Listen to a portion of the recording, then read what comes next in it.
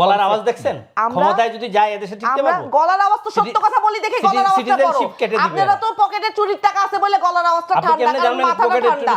16 বছর শেখ হাসিনার সাথে ছিলেন না, মাথাটা তো এইজন্য ঠান্ডা। মামলা করা উচিত, বিএনপি ক্ষমতা আসলে আপনার নামে মামলা করবে। শেখ হাসিনার যদি খুনি বলতে ওনাদেরকেও খুনি বলতে হবে। দেখছেন 5 আগস্টের পরে যত খুন করেছে এই দেশে 5 আগস্ট পরে ধরে ধরে নিয়ে কি খুন করছি? কারে না করছেন?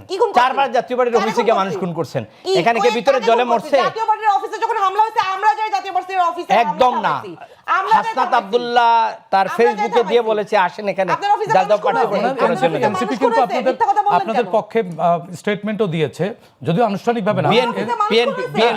বিএনপি বলেছে, বিএনপি মিথ্যাচার করতেছে এখানে। নাই কথা বলেন না, খামোকা মিথ্যাচার শব্দটা আপনি বললেন না। আপনারা এই দেশে যা করেছেন, খুন করতে বলতে হবে এখানে।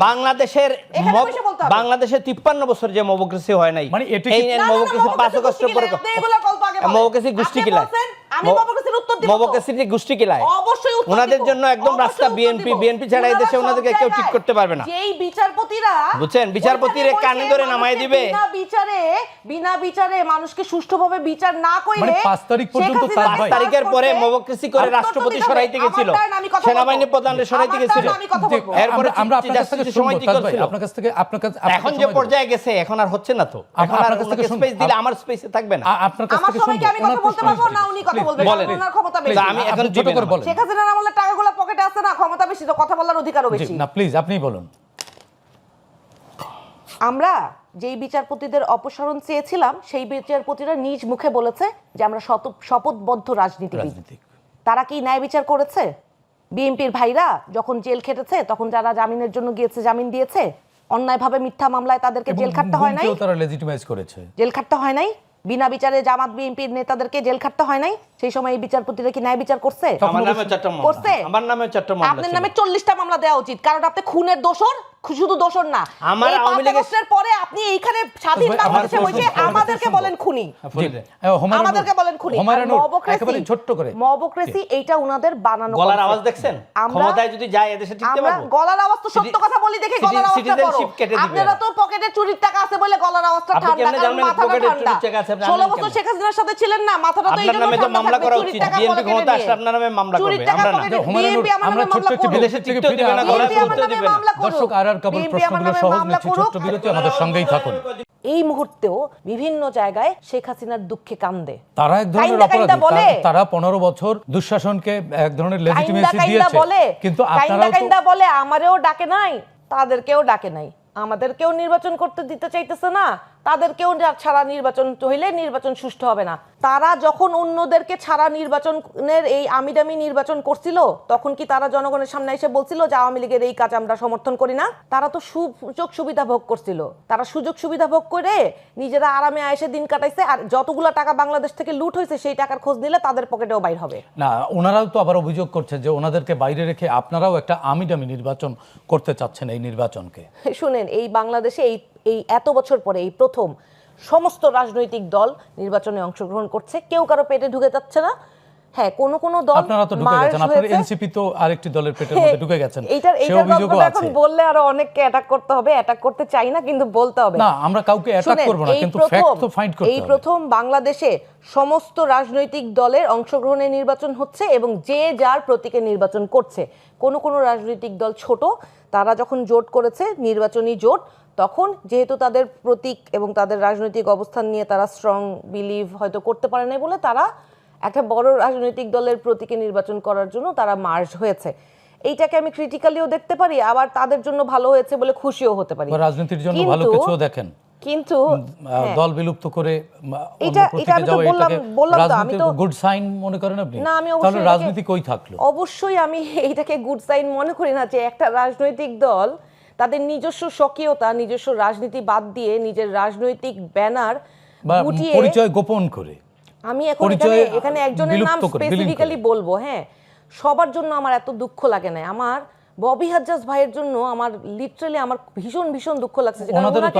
ওনারও তো আপনাদের জন্য দুঃখ লাগে। হ্যাঁ, না না, আমাদের জন্য অনেকের দুঃখ লাগা উচিত, কারণ আমরা তো অভ্যুত্থানের অংশগ্রহণ করেছিলাম, নেতৃত্ব দিয়েছিলাম, আমাদের জন্য অনেক দুঃখ লাগা উচিত সবার। নাসিরউদ্দিন পাটোয়ারি বলেছেন মুনাফিকের দল জামাত, ইট ইজ অন রেকর্ড। বলেছেন জামাত এবং বিএনপি একটা লাউ আর একটা কদু, সেই জামাতের সাথে এখন অ্যালায়েন্স করে নির্বাচন করছেন। খারাপের ভালো চুজ করছি। না, করতে পারেন, এটা আপনাদের অধিকার, করেছেন যে দেশের মানুষ সিদ্ধান্ত নিবে, দেখবে এটা কোনটা করেছেন। মবক্রেসি যদি বাংলাদেশে পড়েন, জোর করে কোনো বিচারপতিকে তার স্থান থেকে অপসারণ করা কিন্তু 5 আগস্টের পরে এনসিপি করেছে। শপথবদ্ধ রাজনীতিবিদদের তাদের শপথের থেকে নামাই আপনার সময় কিন্তু আমি কথা বলি নাই। না না, অসুবিধা নেই, আপনার ভালো হয় আপনি আমার সময় কথা না বলেন, আপনি নোট রাখেন। আপনি বাংলাদেশের রাজনীতিতে এই যে কালচার শুরু করে গিয়েছেন মবক্রেসির, এটার জন্য কিন্তু এনসিপিকে একদিন প্রাইস পে করতে হবে এবং এদের নামের সাথে আপনার মানুষ জড়িয়ে দিবে যে মবক্রেসি পার্টি। আপনি মবক্রেসি করে আপনি ভালো করলেন না, আপনাকে আইন আছেন, আইনের কাছে চলে দিতে হবে না, আপনার গলায় জুতা পরাই দিয়ে আমরা পিটাইয়ে পুলিশের কাছে দিব। রাষ্ট্র যখন ব্যর্থ হয় ডেমোক্রেসি রক্ষা করতে, তাইলে আপনি মেনে নিলেন, এই রাষ্ট্র ব্যর্থ সরকার এবং বিগত রিজিমে তো ব্যর্থ হয়েছে রাষ্ট্র। তাইলে আপনি সরকার 8 তারিখের পরে আপনি সরকার তো বসেই দিয়েছেন। 8 তারিখের পরের কথা, 8 তারিখের পরে তো আপনি সরকার আপনারাই বসিয়ে দিয়েছেন। তার মানে 8 তারিখ পর্যন্ত যা হয়েছে সব সঠিক। তাহলে অভ্যুত্থান সরকার করে ফেলতেন। ওকে, আপনি সংবিধান বাদ দিয়ে একটা নতুন অভ্যুত্থানের সরকার করে ফেলতেন, তখন আপনাদের লেজিটিমেসি সব কিছু হয়ে যেত। আপনারা এই সংবিধানে রেখে ইউনূস সাহেব শপথ নিয়েছেন, উপদেষ্টারা শপথ নিয়েছেন, তারপরে আবার অর্ধেক আপনার হাইব্রিড অর্ধেক সংবিধান করে আপনারা মবক্রেসি করবেন, করে জোর করে নামাবেন, বিসির কানে ধরে উঠা বসা করাবেন। এই উত্তরগুলা এই জাতি কখন নেবে? উনি বলেছেন শেষ দিন পর্যন্ত আওয়ামী লীগের আমরা সমর্থন দিয়ে গেছি, এটা সঠিক না। না, সেটি আমরাও জানি যে আপনারা শেষ দিন পর্যন্ত ছিলেন। সমর্থন দেয় নাই, উনি বলেছেন সমর্থন দিয়ে গিয়েছে। আচ্ছা আচ্ছা, এটা কি আপনি জানেন? আপনারা কি মিডিয়াতে কখনো বলেছেন যে আপনারা এটা অসমর্থন করছেন?